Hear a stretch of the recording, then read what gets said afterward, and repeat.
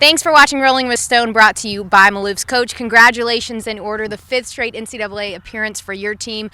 Let's go back to earlier this week, though. You're sitting in the team room with your staff and your coaches and your players, and the tension is pretty high because this year's different than it's been in the past 4 years, because not only have you known that you were going to make it, but you were likely going to host. And so just kind of talk about the emotions that you're experiencing sitting there and watching your girls. It was a totally different feeling because we weren't sure how it was going to all play out. We knew we had the signature win, a top 10 win. We knew we had a great non-conference slate, but we knew we had a couple marks against us. I think over the course of the season, though, we did not have a bad loss.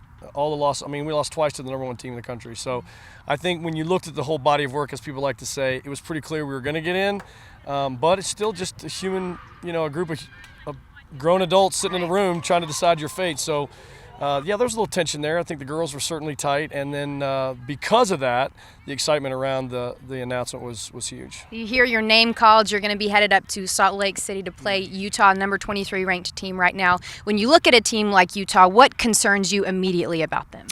I just think their home record and their comfort level against great teams. They've won games this year that they haven't won in the years past, and they've won them convincingly. Beating UCLA 2-0, a couple of draws they got against other teams in the top part of their conference. This is the best Utah team I've seen in 5 or 6 years. And I know Rich, I know how good he is, and I know that his teams are always going to play good soccer, but now he's got the talent to match it. So just, knowing their confidence at home is a factor, and knowing that they like to play the ball around is a factor. So I think it's a good matchup for both of us. At the same time, this is a dangerous team we're playing, and we're going to have to be ready for them. 7-1-1 at home is Utah, but you guys are taking a complete team up there. You have some of the players that have been hurt, some of the players that have been dinged up and banged up throughout the season, healthy and back. What difference is that going to make for you guys?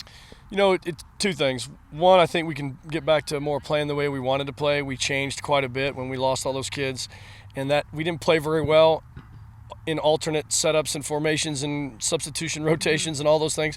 And with the kids back, I think we feel more like ourselves. Right. The second thing it does, it gives us depth.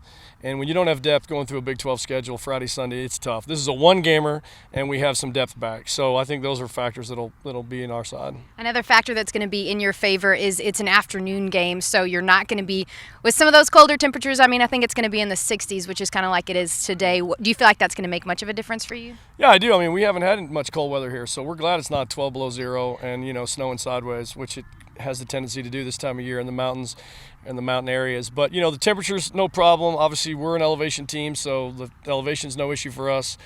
Like I said, I think it's a good matchup. I think probably both teams are feeling pretty good about the opportunity.